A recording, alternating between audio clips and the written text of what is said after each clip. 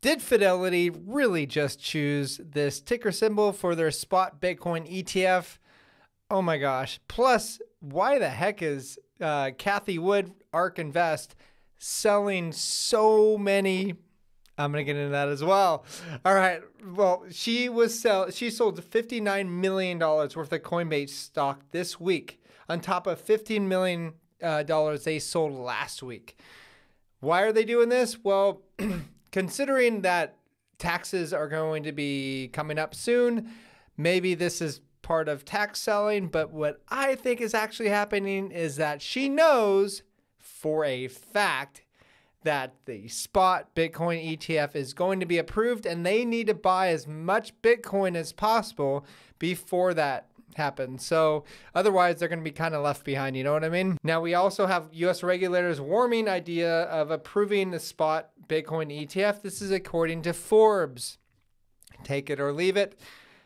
Also, we have 70% of Bitcoin have not moved this year. You know why? Because the big boys, big banks, big giant institutions are trying to get as much Bitcoin as possible.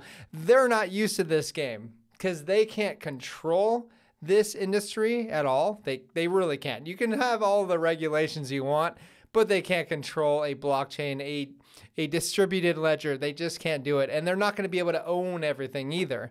So this probably frustrates them, and they have to, hold as much as they can for the future. Because think about it this way, nothing else in the world has a distributed ledger. They're getting used to this game, which they clearly don't understand due to what Jamie Dimon said about Bitcoin, saying that if he was the government, he would shut down Bitcoin. This is the type of people that are actually probably heading up these spot Bitcoin ETFs. They are clueless about Bitcoin, which is really cool.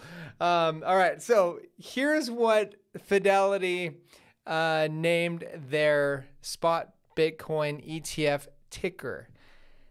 FBTC. Now keep in mind, they had actually chose this for themselves. Just big institutions that hate Bitcoin. It's probably just salt in the wound knowing that they have to create a spot Bitcoin ETF and they have to play our game, the free markets game, what Satoshi came up with. It's so good. And lastly, we have Adam Back.